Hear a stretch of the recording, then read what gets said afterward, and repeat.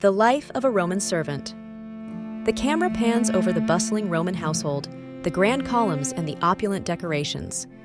The camera focuses on a middle-aged slave, Marcus, as he enters the villa, carrying a basket of fruit from the market. Marcus, servant. Looking directly into the camera, speaking softly. My name is Marcus, and I serve the house of Gaius Flavius. The master, the family, the house, everything here is grand. But my life? My life is not mine. I do not own my name. I do not own my body. I belong to my master, and that is all. Scene shifts to Marcus walking through the villa, passing Roman soldiers, family members, and other servants. Marcus. He moves between rooms. Life as a slave is full of duties, each one less dignified than the last. I wake with the first light of dawn, before the sun even peeks over the horizon. I must clean the master's rooms, sweep the floors, arrange his bed. I am nothing but a shadow to these people. They will speak to me only when necessary, and then only in the language of commands. I have never heard a kind word from my master, nor have I felt the warmth of freedom in all the years I've served him. Cut to a scene in the garden where Marcus is planting flowers and herbs. His hands are rough from years of labor. Marcus. Kneeling and planting. Today, my task is in the garden, one of the more peaceful places in the villa, but even here, I am not free. There is no room for peace in my life. Whether it's the stables, the kitchen, or the garden, my work is endless. We servants are expected to be invisible, to work without a sound, without drawing attention. We are the foundation of this house, but we are treated like the dirt beneath their feet. Scene shifts to Marcus carrying heavy water jugs back to the villa, his back hunched from the weight. Marcus. Straining under the weight. Water. It is the lifeblood of this household, and my body aches from carrying it. It is no small task.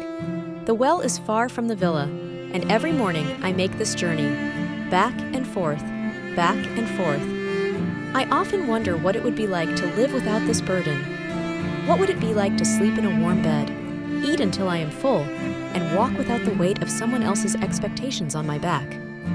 Cut to the kitchen where Marcus serves the family dinner. Marcus.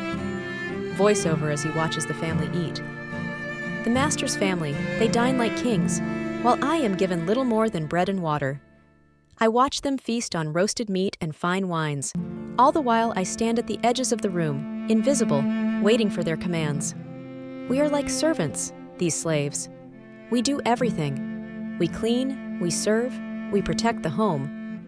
But we are treated like animals. They tell us that we should be grateful, that we should know our place. But I know no such thing. I know only this. I am here to serve. And when I die, they will not even remember my name. Scene shifts to a quiet moment at night.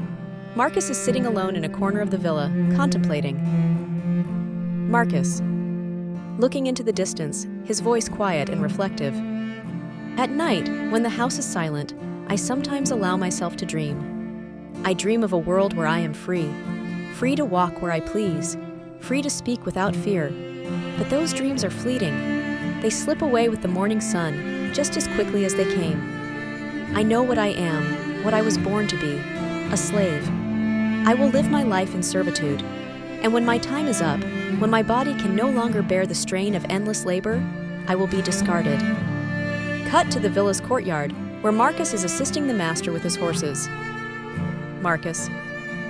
Voiceover, speaking with more emotion. Sometimes, I wonder if the gods watch over us. I pray to them, though I know they do not hear me. I have been told that the gods favor the free, the powerful, and the noble. And yet, here I am, serving them all, with no end in sight.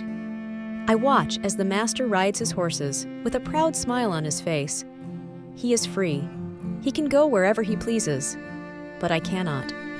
I am bound to this villa, bound to this life, and there is nothing that will change that.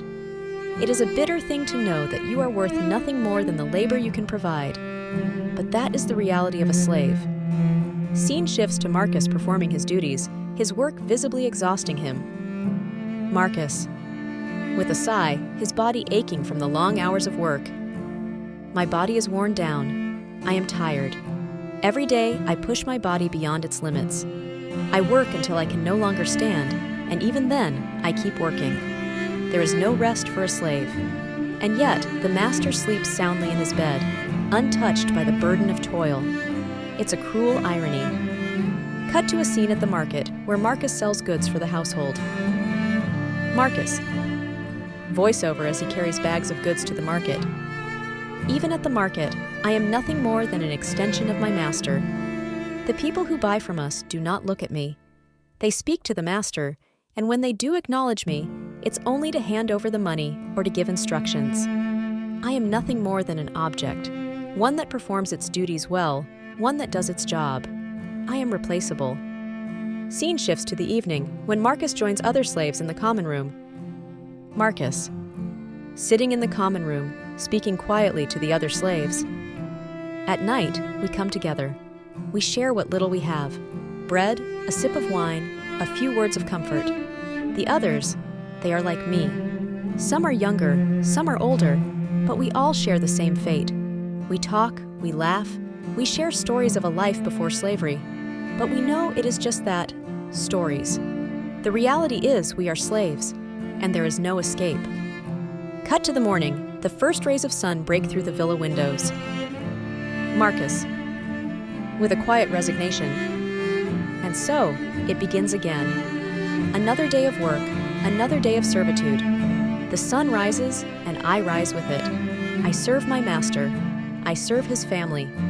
And when my body can no longer endure, when I fall to the ground and can no longer stand, they will replace me. That is the life of a servant.